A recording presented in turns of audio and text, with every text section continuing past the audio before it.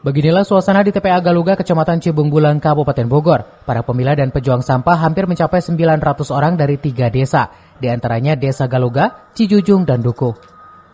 Para pemilah pejuang sampah tersebut tentunya memiliki hak yang sama dengan warga masyarakat lainnya. Sebagai buruh harian, pemilah pejuang sampah diperhatikan oleh pemerintahan Desa Galuga. Anggaran jaringan sosial BPJS Kesehatan dan Ketenagakerjaan telah dimilikinya, meskipun baru sekian persen dari total keseluruhan. Desa Galuga, khususnya untuk para pemilah atau pejuang sampah di TPA Galuga, tidak sudah menganggarkan yaitu jaringan sosial BPJS untuk kesehatan dan ketenagakerjaan. Tapi belum semuanya karena keterbatasan pagu anggaran yang ada di desa kami di Desa Galuga. Dari warga kami yang jumlahnya kurang lebih 6.500-an yang sudah masuk ke BPJS JKN PBI itu 4.000-an. Cibung Bulang desa kami yang terbanyak untuk BPJS, APBN, APBI, JKN yang gratis setiap bulan ditanggung jawab oleh Pemda dan pemerintah pusat.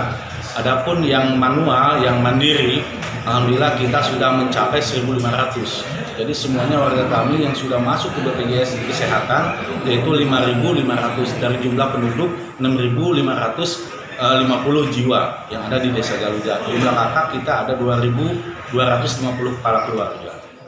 Para pemilah pejuang sampah di TPA Galuga dari berbagai wilayah RT/RW terdekat agar bekerja ekstra hati-hati.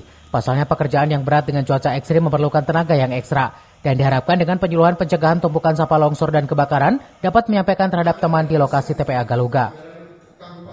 Dari Cibung Bulang, Kabupaten Bogor, Iman Abdurrahman melaporkan.